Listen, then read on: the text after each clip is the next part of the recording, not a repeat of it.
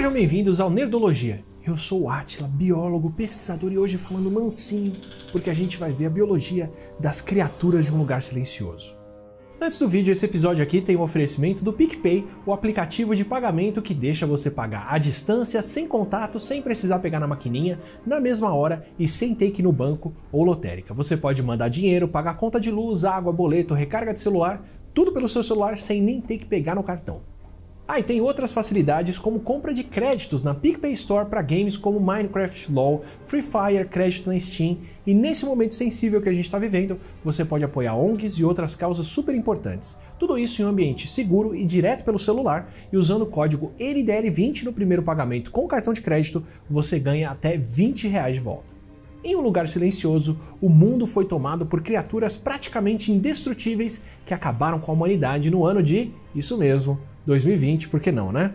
Essas criaturas não enxergam, mas conseguem ouvir barulhos muito bem, tanto que tocam o terror no mundo todo. Mas como será que esse tipo de alienígena poderia funcionar?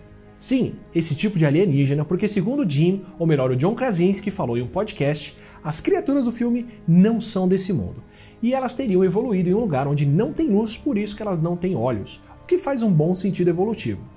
Provavelmente tem uma série de outros fenômenos físicos que a gente podia explorar com os nossos sentidos, como campos magnéticos, radiação, outros tipos de som, outros tipos de cheiro, ondas eletromagnéticas e por aí vai. Mas a gente não sente ou sente muito pouco porque são fracos, não acontecem onde a gente está ou não estão ao alcance dos nossos sentidos. E o mesmo deveria acontecer com os animais que vivem em um ambiente sem luz, seja dentro de uma caverna ou porque o planeta inteiro não recebe luz de uma estrela. Eles não precisam ou não têm como desenvolver um sentido como a visão sem um estímulo desse. E na vida real tem vários animais que vivem na escuridão de cavernas que realmente perdem a visão, como o peixinho mexicano chamado tetra, que tem duas versões na natureza. Nos rios fora das cavernas a gente encontra a versão prateada do tetra, que é um peixe comum, mas os tetras que vivem nos rios dentro das cavernas, onde não tem luz, já nascem completamente cegos porque perderam a capacidade de formar os olhos. E estudando por que eles poderiam ter perdido essa capacidade, os pesquisadores descobriram que os olhos e a região visual do cérebro consomem muita energia para ser formada, principalmente no começo do desenvolvimento deles. E na caverna onde não tem luz e os recursos são mais raros, para os peixinhos nascer sem os olhos é uma forma mais eficiente de crescer e usar energia. E no caso dos monstros, se o ambiente for mais agressivo, talvez por causa de algum predador ou competição, faz sentido eles terem uma pele muito mais cascuda com a qual se protegerem. Agora o que realmente chama a atenção no filme é a forma como eles caçam por aqui, correndo atrás de qualquer coisa que fizer um barulhinho. Ou seja, eles usam a audição para localizar as presas e para começar usam a audição passiva, ou seja, dependem do som que as presas fazem para saber onde elas estão. E quando a gente começa a ver os monstros mais de perto no filme, dá para ver um ouvido enorme, ou melhor, os canais auditivos que eles usam para ouvir em todas as direções. Esse tipo de audição lembra bastante a forma como as corujas podem caçar. A gente não consegue ver por causa das penas todas, mas por baixo delas, as corujas têm ouvidos enormes que conseguem captar bastante som. São tão grandes, na verdade, que dá pra ver o olho da coruja por dentro da cabeça nos ouvidos. E o formato da cabeça delas é daquele jeito, porque serve como se fosse uma antena captadora de som que ajuda a ouvir sons mais baixos, mesmo em longa distância.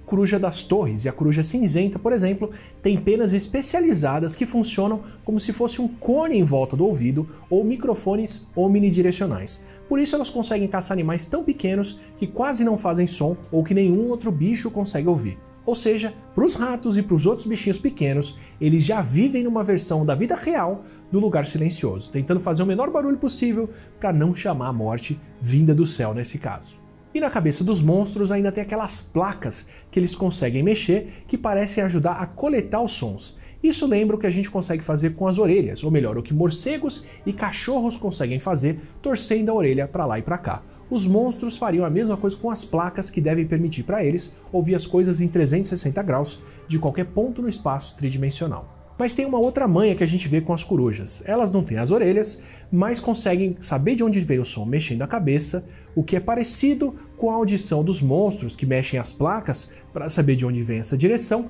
mas tem um outro poder que as corujas têm para saber de onde vem o som ao redor. Elas têm uma outra habilidade. O ouvido das corujas é desalinhado na cabeça. Na cabeça das corujas, o ouvido de um lado fica mais para cima do que o outro, e com isso elas conseguem saber a altura para cima e para baixo de onde vem o som. Você consegue saber se o som veio da esquerda ou da direita pelo atraso entre um ouvido captar o som e o outro depois. No caso das corujas, esse atraso também conta se o som veio mais de cima ou mais de baixo delas. No filme, durante a perseguição na casa, a gente também vê uma outra habilidade das criaturas. Elas emitem algum tipo de clique para poder caçar, ou seja, elas provavelmente são capazes de fazer ecolocalização, ou seja, usar o eco do som para se localizar. O que o Lázaro Spallanzani propôs ainda na década de 1790 para explicar como os morcegos seguiam no escuro, e o que baleias e até aves como os pássaros do petróleo podem fazer, mas os morcegos exploram de uma forma muito parecida com a das criaturas. Eles gritam em várias frequências de ultrassom, que a gente não pode ouvir, gritos bem fortes, a mais de 120 decibéis, tanto que o morcego tem que desligar o ouvido enquanto grita para não ficar surdo. E com base em como o som volta, ele sabe se bateu numa parede, num objeto ou em alguma outra coisa. E o mais legal é que se os morcegos são um bom exemplo de como as criaturas caçam emitindo sons para ouvir o eco, a forma como os humanos conseguiram escapar no filme faz todo sentido biológico. Lá os monstros acabam destruindo o aparelho auditivo da filha surda, porque provavelmente ele captou os ruídos de alta frequência que eles fazem e nós não ouvimos, e quando o aparelho emitiu esse som de volta, deixou os bichos bem atordoados. Na natureza tem algumas presas de morcegos que aprenderam a fazer uma coisa bem parecida. Várias mariposas que são caçadas por morcegos insetívoros são cobertas com pelos que servem para absorver o som e deixá-las camufladas. É como se elas usassem um casaco de pele feito para absorver o som dos morcegos e não devolver eco nenhum para eles se localizarem, o que é uma ótima dica para as famílias se esconderem nos dias mais frios no filme, além de usarem pantufas nos pés para não pisarem fazendo barulho. E se nada disso der certo e os bichos vierem para cima, a saída é fazer o mesmo que a mariposa tigre faz com os morcegos. Ela emite sons próprios, mais de 4.500 cliques por segundo, que sabotam completamente o sonar dos morcegos. Então, além de casacos de pele e das pantufas, talvez a humanidade se salvasse com vuvuzelas.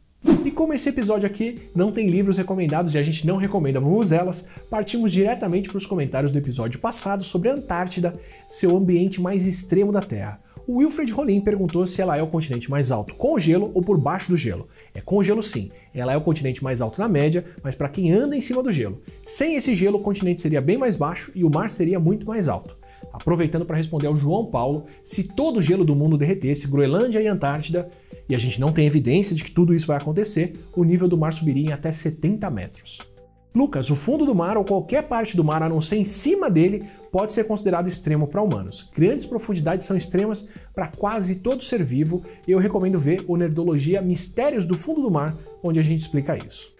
E Laura, obrigado pela pergunta fundamental de como a gente pode saber o que sabe. Vira e mexe, a gente dá fatos científicos sem explicar como que a ciência chega neles, mas o processo também é muito legal de entender. Eu falei que não tem água nos vales secos da Antártida há pelo menos 14 milhões de anos, e a maneira como estimaram isso é fantástica. Eles medem a quantidade de berílio, que é um elemento no solo de lá. O berílio é raro por aqui na Terra, mas ele cai como poeira cósmica de meteoritos por aqui. E quando chove, ele se mistura com o solo. Como o berílio 10 é radioativo e decai com o tempo, olhando para quanto berílio ainda tem preso pela água no solo e quanto decaiu, dá para saber quando foi a última vez que teve água para misturar ele. E faz por volta de 14 milhões de anos que ele entrou em contato com água. Então, há 14 milhões de anos, não tem água por lá. E obrigado pelas perguntas, é sempre legal ter que pensar e explicar melhor o que a gente fala por aqui. E agora, na minha vez de perguntar para vocês, qual é o outro monstro da ficção que seria legal explicar por aqui.